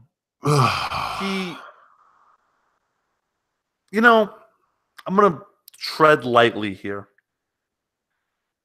I wish that Shane McMahon got 1/10 the vitriol for his appearances on WWE television that his sister gets when she appears on WWE television. Oh yeah, it's absolutely deserved. Except that for all of her flaws, and they are many, and they are legion, Steph can cut a promo without turning red. And Steph remembers her lines, which are, and when Steph wrestles, I'm not fearing for her own safety. It doesn't mean I want to see Stephanie McMahon wrestle, But like when Steph wrestles, I'm reasonably certain she's not going to have a stroke in the next half an hour. Yeah. I can't say that about Shayna. And she's also willing to like take bumps that make sense, but that makes sense. Like insanely stupid. Like she'll have Roman spear her, she'll go through a table, but she's not jumping off the top of Hell in a Cell just for kicks. No. Shane's problem is that he has this incessant need to always. Shane's problem is that he's like concussed all the time. But he much like his father has the incessant need to always make it about him and to be the center of attention. So matches that he is in are far more often than not structured purely around him and what he does, even when he has no right being the center of attention. Like, Steph's better at her job than Shane is at his. And Steph gets shit on all the time. That is a good point, Adam. Shane was gone for years. Steph was constantly on and became a thorn in the crowd's side. Shane came back. And also, never forget, Shane came back as a babyface taking on his father. So naturally, still waiting to see what's in that lockbox, man. Yeah, right. Still waiting. Like Al Gore's lockbox. You know what I mean? I'm still waiting, man. Years. Where's it at? Where's it at? Where's the lockbox? Yep. R.I.P. Sky Point to the lockbox, man. We hardly knew you. But yeah, I mean, we 4 out of 40 for the lockbox. But like, look at it from a kayfabe. Let's look at it from a kayfabe perspective. You ready? Mm-hmm. Even though most of Team Raw is booked not to get along, they still have Braun Strowman and Drew McIntyre. Okay, they're going up against a 48-year-old non-wrestler who always turns bright red whenever he does anything. Mm-hmm. A guy who gets beaten up every time he tries to host a talk show. Mm-hmm. Jeff Hardy, who can't walk, which I'm pretty sure is his full name at this point. Yeah. And the guy who couldn't beat AJ Styles when he was given 40 chances. Sorry, Joe. I love you, but it's true. Yep. Like, I mean, there's literally only one person on Team SmackDown that is like actually compelling at this point. Ray. That's Ray. Yeah. Who is just coming back to the company after, I mean, yeah, he's been back for a minute now, but like, who's basically just making a full re-entry. So Raw should win this match. Yeah. That being said, I'm wondering what kind of wacky ass shit Shane's gonna do. These teams could not possibly be any more fucking hodgepodge than they already are. Like, this is like the New Japan when they do the 3-on-3 tournament at the Dome. Yeah. And they just throw together 3 random teams of like 3 guys each team, and they have the weird elimination shit. And you get like, Juice Robinson and Manabu Nakanishi and like one other member of and Ryusuke Taguchi on a team. Yeah. And you're like, wait, what? Wait, what? Why is this? How is this? That's what this is. How is this a thing? Yeah. Yeah, that's what this is. It's fucking weird. Yeah. This is and like the outside. This may be the Thai food match, by the way. This may be the Thai food match. And rightfully so. I haven't decided yet. This may be the Thai food match. The outside involvement of Baron Corbin in this rather than Kurt Angle. Leo Rush being just an idiot also, and Shane McMahon like supposedly being the organizer for his team is just like there's too many angles and too much BS a lot going on here, this. Man. And there's there's going to be some sort of like bullshit dissension in the ranks over on Team Raw because of how Strowman can't stop chasing down Corbin and all that crap. There's going to be some BS there, too. Thank you for bringing that up. Poor Baron Corbin. Braun Strowman's hurting. Like, you watch him run, and he, like, runs like Frankenstein because his knees are shot. Yeah. Like, that guy's got to be hurting. So I would not book him to run because you make him look like an idiot because he's beat up through no fault of his own. Yep. I would just have him walk slowly and beat the crap out of people. But they had him running on Raw like 3 different times. He was chasing people down with his bad knees. So, Like, you poor bastard. You know? I felt so, as someone whose knee has been acting up and it limits my movement, I felt so bad. I felt so much empathy pain for watching Braun Strowman try to run on Monday Night Raw. yeah. I was like, oh, no, Braun, and you're 200 pounds more than I am. Yeah. You know? Or $150, whatever the hell he is. Yeah. He booked at 385, so. Yeah, but I mean whatever. If nothing else, like, seeing how rough it's been, Big Show's been moving. Yeah. He's been in the ring. Like, seeing that, knowing that is likely going to be Braun Strowman's future, you would think that they would know not to fucking do that. Yeah, don't book him to run. It makes him look like an idiot, and it makes it kills a lot of his mystique, and it hurts like a bitch. I'm sure for him. Yeah. So, all right, what's next? It's Seth, right? Yeah, Seth Rollins versus Shinsuke Nakamura. IC title versus US title. Like, the Seth Rollins Intercontinental title run has been fucking bonkers good. Yeah, it's been really, really good. Yeah, the problem is the Shinsuke Nakamura anything run has been really bonkers bad. Yeah, like, you know how this match is going to go, right? Nakamura and Rollins are going to wrestle the beginning of a really, really great New Japan style match. Only 13 minutes in, they're going to go to a shitty finish. Yep. And no, actually, I'll save this. I'll save this for the next one.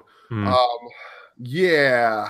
By the Rollins is gonna put in work, and like maybe, like, I mean, Nakamura has shown up for people in the past when they are are proven good workers, and if there's one person who is a proven good worker in that company, it is Seth Rollins. This is a good year for Seth. This is a really good year for Seth. Yeah.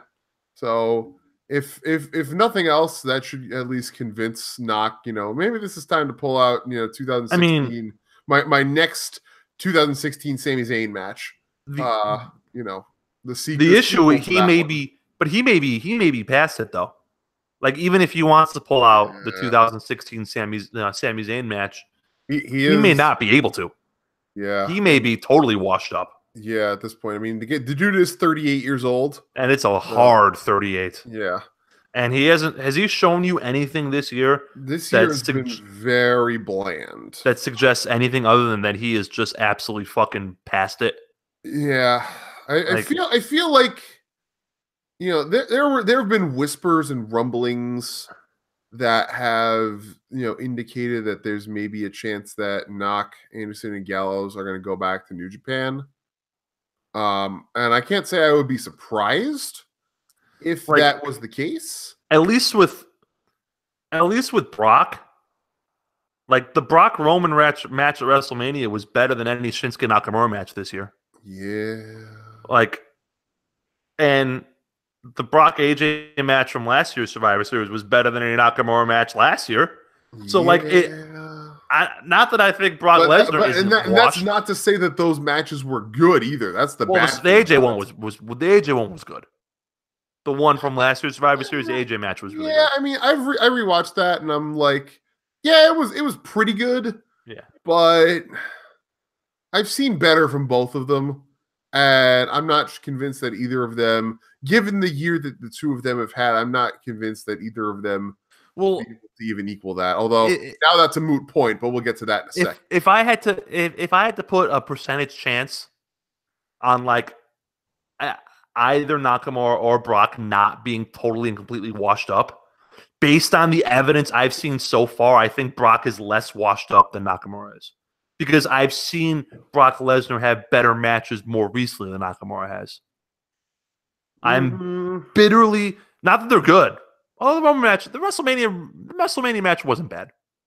It was just, I remember sitting there in the audience being like, this is fucking weird. But if you watch it again, like, without the sound and Michael Cole yelling, it's better. But my point is that, like, I'm bitterly, bitterly, bitterly disappointed in WWE Shinsuke Nakamura. Yeah. It's, some of it's been the gimmick. A lot of it's been him, so. Yeah. No, I'm not going to be optimistic, and I don't expect it to change for this match. No. But if anybody can get a good match out of him, it's Seth Rollins on the run he's having right now. True. So that being said, this match is going to be 13 minutes and then with one guy hitting the other guy in the sack. Yeah, can we talk about the fact that this year in WWE has been way too many ball shots? Why do we feel the need to do that? Yeah, a lot of shots in the old baby maker. It is the laziest of lazy, honestly. It is, and just like I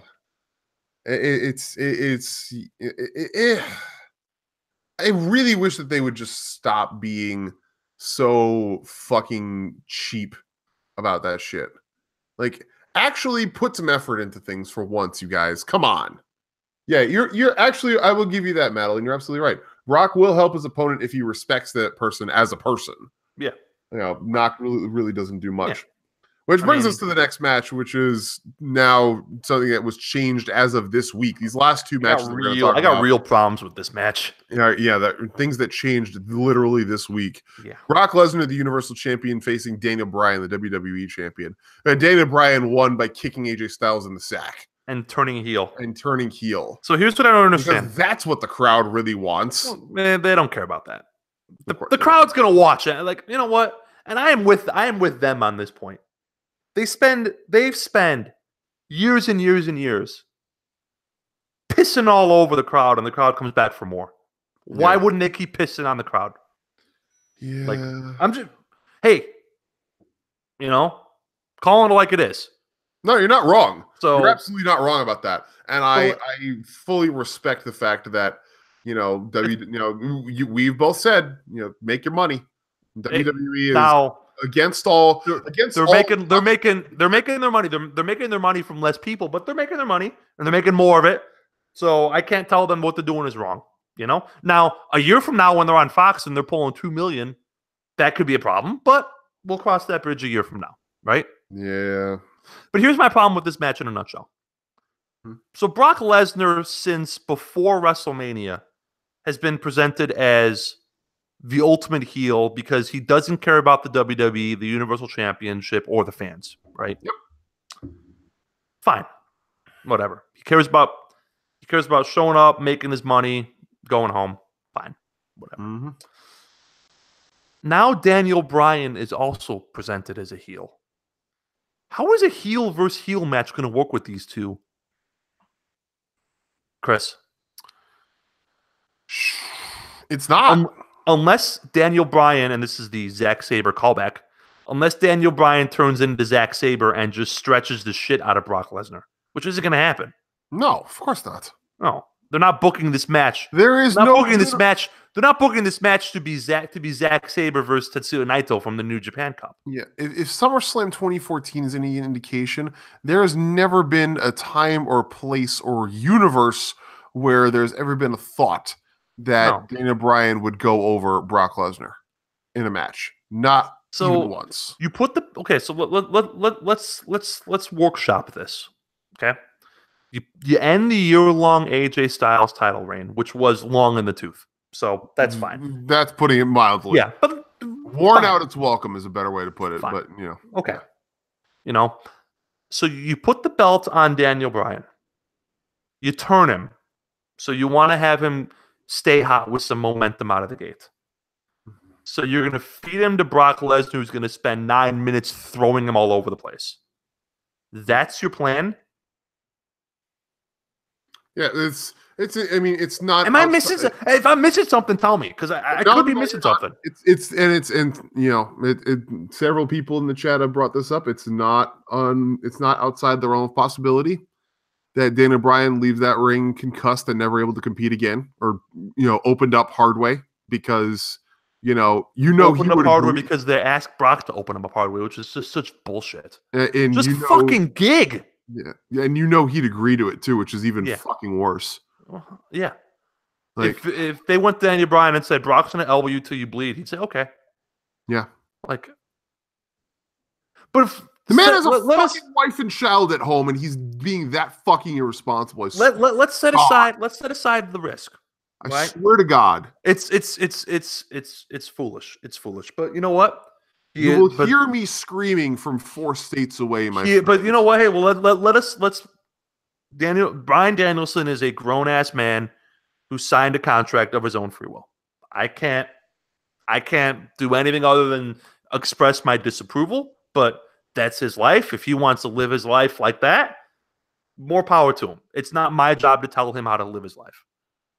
He's not hurting me any, right? Like I can't sit here and say, you shouldn't have done this. You shouldn't take this match. You shouldn't do this. You shouldn't do that. I'm not going to do it. He's a grown-ass man who can make all his decisions on his own. If he wants to kill himself professional wrestling, I mean, I'll be pissed and I'll be sad, but that's kind of where we are, you know? But back up for a second. You turn this guy heel. You give him the scalp of AJ Styles. You can't feed him to Brock Lesnar in a squash. Now, if they have like a 16-minute back and forth and Bryan gets like 2 hope spots, okay, different story. You know? And Brock wins just because, okay, different story. But this can't be a squash. This cannot be a squash match. But it has to be a real match. But no, how is it going to be a real match when both guys are heels and one guy is 200 pounds lighter than the other guy? Yeah. Bryan's going to get, Madeline, you're probably not wrong. Bryan's probably going to end up getting carried out on a fucking gurney. And that's your champion, though. Like, here, she's not wrong. No, Madeline's not wrong. No. She's not wrong. I'm not saying she's wrong, and I'm not attacking her, and I don't want it to come across that way. But that is so idiotic if that is the decision they take, because that is your champion. Yeah. That's the fucking belt. Bruno and Hogan and Andre and Savage and Warrior and Hart and Austin and Taker and everyone else and Triple H and everyone else had that belt. And you're going to throw it out the window. Why? Because Vince still has a fucking priapism for Brock Lesnar and never will stop having one. That's why it's a priapism. Now, let me ask you this question. Ask me this. How much more compelling would this have been if this match, instead of being Daniel Bryan versus Brock Lesnar, if it was Braun Strowman versus AJ Styles? If they had made the right fucking decision at Blood Money and put the belt on Braun, and if they had not decided to just throw the title of Bruno and Michael and Austin and all of them on to Daniel Bryan for the fuck of it, do you think that would be a more compelling match and that would be a better thing to have on this card? My anticipation level is higher for a Brock Bryan match, but most of it is how the fuck are they getting out of this? You know? Like my answer to that is I am more excited for a Brock Bryan match than I am for a Braun Styles match. But it's not from the perspective of let's have a good wrestling match. It's from the perspective of, whoa, you guys screwed up. You know? How are you going to get out of this? Well, I mean, excitement is probably the wrong term there. I know what you're saying, I got you. At least for me, it's more of... I got you. I know what you're saying. I guess you could call it dread at this point. By the way, my respect level for Brock Lesnar, the person, just grows by the day. That he played these 2 gassed up old men in Vince McMahon and Dana White against each other, and he's just laughing all the way to the bank. It's so great that he just was like, he made himself the object of desire for 2 meatheads, you know, and they both decided to have a dick measuring contest. And God bless, man. You know, it's just it's a thing. It's just amazing to me that this con, and that's what this is a fucking con of Brock Lesnar. And it's not my money, so I don't give a shit. If Brock Lesnar wants to fleece Vince McMahon and Brock Lesnar wants to fleece Dana White of their shekels, of their lira, of their drachmas, of whatever, hey, more power to you, big fella. Keep on keeping on. You know what's that old saying? A fool and his money are easily parted. Mm-hmm. Well, we got a 72-year-old fool in Connecticut and a 50-year-old fool in Las Vegas, and they both want Brock Lesnar. It's like the two rich guys at the auction who both want the Ferrari. You know, and Brock's the Ferrari. Like, yeah. You know, it's I'm sitting there with a smile on my face just thinking about Brock in his cabin and just playing these two nitwits against each other. So, you know, testosterone is a dangerous thing, my friend. You know, 2018 hasn't taught us anything. Is that testosterone is a dangerous thing, right? Yeah. So, Brock's winning this match somehow, some way. And hopefully Dana Bryan isn't carried out on a stretcher. You know what? Afterwards. But that's his choice, man. And I'm not gonna tell him, man, he can't make that choice. I'm not doing it. It's a dumb choice. Was it a choice I would have made? Absolutely not. But he's a grown ass man. So, you know. Main event, which I'm assuming this is the main event. You know? Right? We miss anything? Yeah, I mean, what did we miss? I mean, I guess, but I am.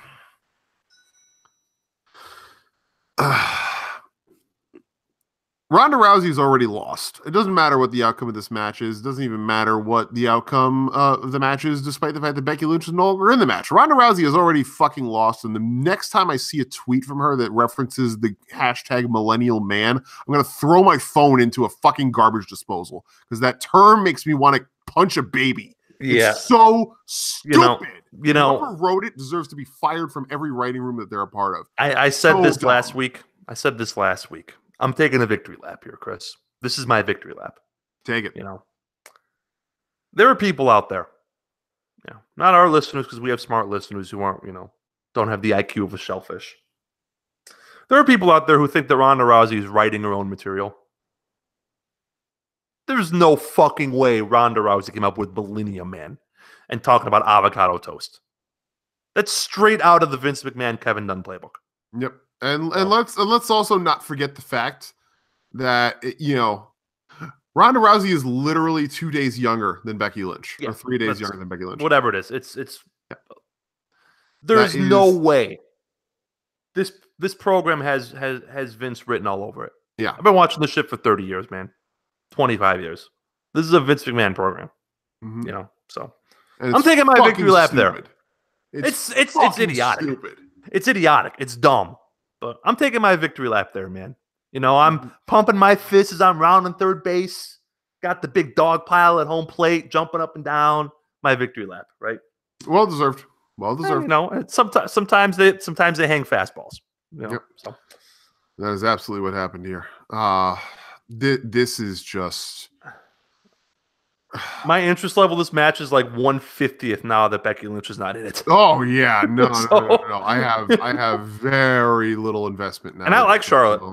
I'm like one of the few people who like Charlotte. Can we talk about, like, Becky Lynch delivered that amazing promo on SmackDown and ethered Ronda once again, and, you know, just owned her face.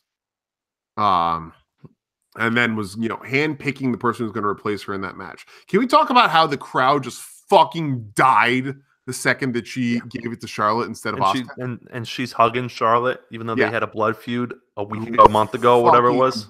Gross. Yeah. You know, if Becky Ronda ends up main eventing Mania, like people are speculating it might, great. But I'll believe it when it happens and not a minute before. One, I'll believe it when it happens and not a minute before. Two, Ronda's already lost. Ronda's credibility is in the fucking toilet because she keeps trying to fire back at Becky on social media and is getting fucking destroyed at every turn. And the only people that are buying in for Ronda are the people who have been marks for her since her MMA days and have never stopped. The minute that Becky unleashed the shot about Ronda's face getting broken, I was like, that's it. It's over. That's what I was waiting for. And it was delivered perfectly and with the exact right timing and exactly when it needed to be said. You know, I'm not happy by any stretch of the imagination that Nia Jax broke Becky's face and gave her a concussion, then forced her out of this match on Sunday. And I will say from now until Judgment Day that Nia Jax should not be in the spotlight if that's how she's going to be performing when she is in the spotlight. But the one, I guess you could say, positive to come out of it is that they opened the door wide for that shot to be delivered, and Becky kicked the motherfucker off the hinges and said, "Yep, I'm doing it," and delivered the nail in the coffin. Ronda lost, and no matter what they do after this, Ronda is not going to look good from now on. I think that's part, going back to War Games, I think that's why Shayna is probably going to lose the belt on Sunday, because Ronda has lost this feud so completely and decisively that the only way for her to be salvaged at this point is for her to turn heel and to just turn into ass kicker Ronda. And the best way to do that is to bring Shayna and Marina and Jessamine up and just have them wreck shit. That's what you got to do. And that's what I think they're going to do.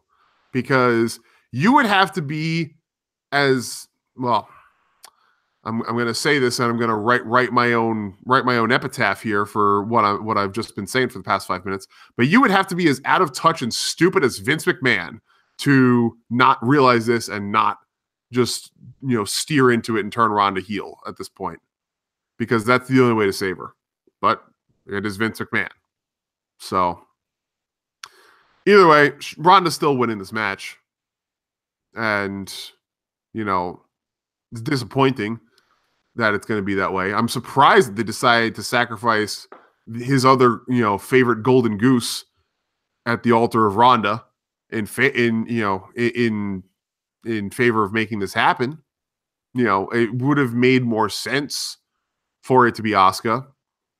And then at least the fans might have believed that they were going to have Asuka be special once again when, it's so evidently and completely clear that they don't care to make her special ever again. No, that ship's over. Yeah. Which is fucking god awful.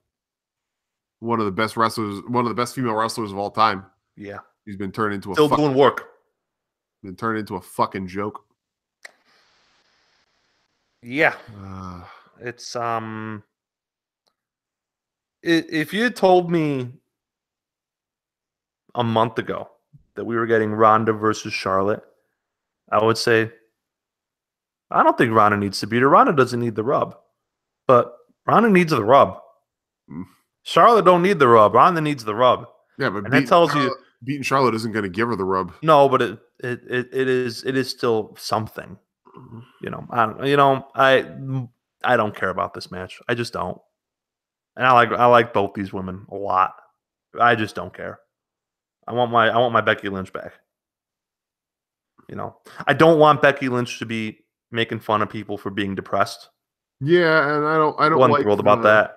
Yeah, that was that aspect of it is the only blemish. Yeah, on that. But again, in a program where she had to be delivering. Oh no, she's at every turn in order to have a chance. She laid it out in aces every time. She's been. My only regret is that we didn't get this Becky Lynch earlier. Yeah. So. But Madeline, you are right in the regard that Becky should not have there's some bits of that segment on Tuesday could have been better, leaving Naomi hanging like that, and I get why they're having her be the complete disregard for people and not having her show an ounce of emotion other than disdain. I get why they're doing that. It may not be the absolute best course of action, certainly, but in the end, I love Naomi just as much as everybody else. I think that she's great, and I think that she deserves a shot too. But in the end, it does further the overall story much better. And again, as I said, in this program, they needed to have someone who was going to be, disdainful and emotionless and heartless at every turn to show that they could stand up to the aura of Ronda Rousey that they've created in WWE. And Becky has been the one to do that.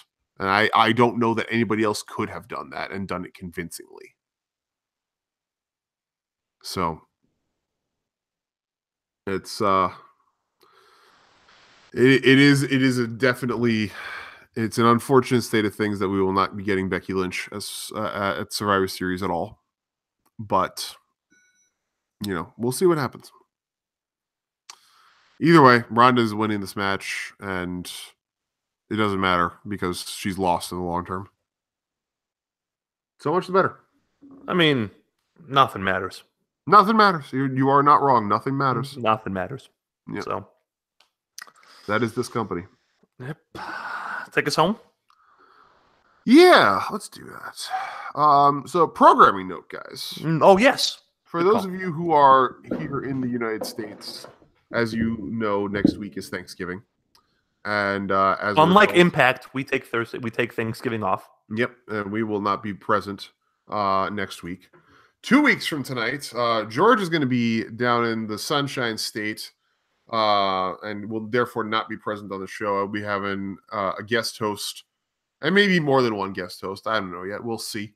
But I definitely have at least one already lined up, and we'll be running the show proper as per normal.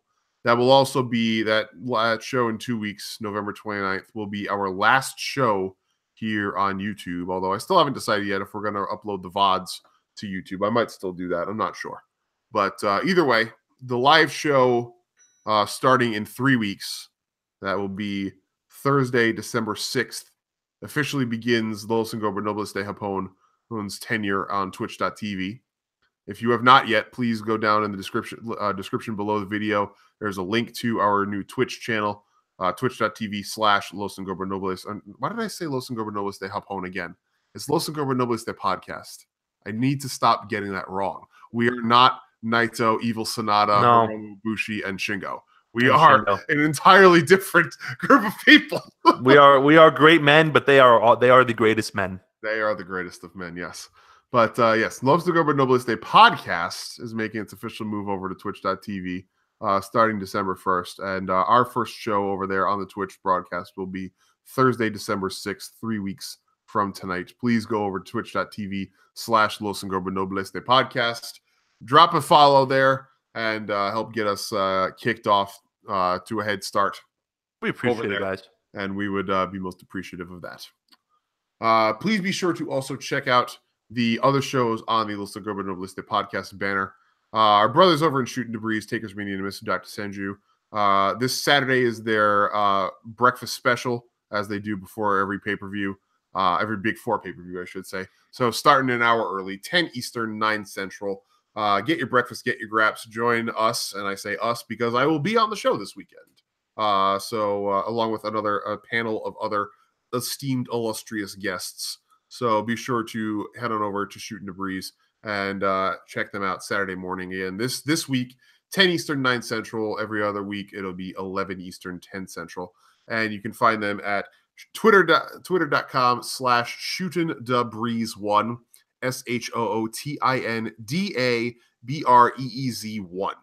You can also find them at their personal Twitter pages, Takers_Minion and MRDR Senju. And speaking of Takers Minion, as well as the man to my left, right, and center, George Savas, please find them along with the good brother Biff Kensington and Legends Lover as well on Monday nights for Connoisseurs of Wrestling, bringing wrestling history in line with the present day.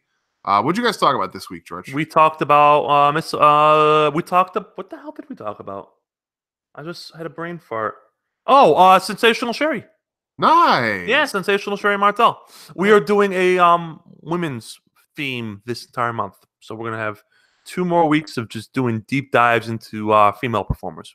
Mm-hmm. So very nice. It'll be a lot of fun. I really like that show because it is a complete and total change of pace from this show. Mm-hmm. Not that I don't love this show, Chris. You know I love this show. You never forget your first kiss. You never forget your first podcast. You know what I'm saying? Indeed. So, but it's nice to have a change of pace every now and again. And that's why I like doing that show. And I hope you will give us a listen. Indeed. Yes. Please be sure to check out Connoisseurs of Wrestling Monday nights, 8 Eastern, 7 Central, right in line with Monday Night Raw. And, enjoy some good wrestling content on Monday nights as opposed to, the usual dreck that is Monday Night Raw. Just watch Raw on mute and then listen to us. That's what I do. It's like, I don't have to listen to Michael Cole. I can just listen to, Biff Kensington and Taker's Minion and Legends Lover instead. Like, if that's not an upgrade, holy shit. Yeah, exactly. Much better quality. And of course, on Thursday mornings, you can find Grounds for Development with Biff Kensington and Greg the Hold, aka the Saskatchewan Spinning Nerve Hold, covering the Performance Center 205 Live, NXT, NXT UK, and all the other up-and-coming talent of the WWE system. Thursday mornings, it drops at 10 Eastern, 9 Central. Be sure to check it out. It is not a live broadcast, but it is an excellent broadcast all the same. And finally, the monthly special, One Night at the Round Table, Tuesday nights, one Tuesday night a month, featuring myself and Taker's Minion and Legends Lover. We are going to be doing another broadcast, our second one, this coming Tuesday, November 20th. And I think we got a pretty good topic on tap. I think you'll like this one, George. We're going to be talking about the legacy of CM Punk and why it has been an overall net negative on not just the WWE, but all of wrestling in general. Oh, again, One Night at the Round Table, pretty heavy topic, pretty serious discussion. We take things seriously there, and we don't shy away from the difficult stuff. So we hope you'll join us for that. I think it's going to be a really good talk, especially in light of what happened recently when Cody and somebody else, I forget who the other person was, but Cody was on. I think it was Colt Cabana's podcast, talking about CM Punk attempting to be a locker room leader and failing miserably at it. And that's what really inspired the idea of the topic for me. So I hope you guys will join us for that, because there's a lot to talk about there, but I think it's going to be a really good discussion. So again, Tuesday night, One Night at the Round Table. We're going live at, I believe 8 p.m. Eastern, 7 Central, maybe 9 p.m. I'm not sure. I have to reconnect with Taker about that, but we will definitely be tweeting about it, and we will keep you guys in the loop and let you guys know to check it out. And we hope that you will stick around for it, because it's a good time. We enjoy having our good long talks there. Outside of the LAP network, you can follow Tanya Rogers with Suplexes and Shea Butter, featuring Danny and Princess Claudine, bringing you great wrestling content from the perspective of 3 women of color. Sorely needed perspective on wrestling from a vastly underrepresented group in the wrestling sphere, and necessary and excellent in all ways. Please be sure to check them out. Follow Tanya on Twitter at Militia Malice Joe to find out all about what is going on with Suplexes and Shea Butter, please. And also follow Darnell Mitchell with the Queer Nerds at the Queer Nerds with a Z instead of an S at the end, bringing wrestling from the perspective of people of color, women, the members of the LGBTQ plus community, and other underrepresented group in wrestling, reminding you that wrestling is indeed for everyone, because those groups, their perspectives are sorely needed, and we like to make sure that everybody remembers. And sorely lacking. Yes. It's important to remember wrestling is indeed for everyone, and that's what the Queer Nerds is all about. So please be sure to go and check them out and throw them a follow. You can follow us on Twitter as well at 2guys1sport, number 2, number 1 in the handle, and also on our personal Twitter pages at crazychris576 and at GItSavas. Bringing you all sorts of different topics of discussion throughout the week. We are multifaceted men with all sorts of perspectives on many different topics, and we love engaging with you fine folks, because you are the best that there is to offer on Twitter. So please go and throw us a follow, and feel free to hit us up about whatever we're chatting about during the course of the week. We'd love to hear from you. Yeah. While we're still here on YouTube, of course, drop us a subscription, throw a thumbs up on the video, and show us the support. Again, we are moving over to Twitch, but it is not lost to continue throwing us the support here. And again, I may still be uploading the VODs here to YouTube for convenience purposes. So we appreciate you guys showing us the support in all of our avenues, as well over as at iTunes. The link to our iTunes page is in the description as well below the video. So if you are using iTunes as a podcasting platform, please drop on over to iTunes, give us a rating, give us a recommendation, subscribe to the podcast, and show us some love.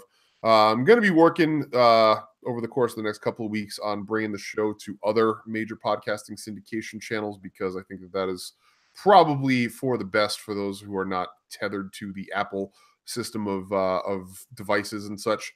to give ourselves the maximum amount of exposure. So be prepared to see us on some other podcast and syndication programs in the near future as well. And yeah, if you're looking for any non-wrestling content as well, please head on over to my personal Twitch page, twitch.tv/crazychris576. Friday nights, tomorrow nights, we do viewer games on whatever game the chat feels like playing. I have decided that instead of restricting myself to just Destiny 2 on Friday nights, we're going to leave it open-ended. And whatever the chat feels like playing is what we will play, because that's better overall in terms of encouraging participation. So if you are interested in all in that, Friday night, start at 8 p.m. Eastern.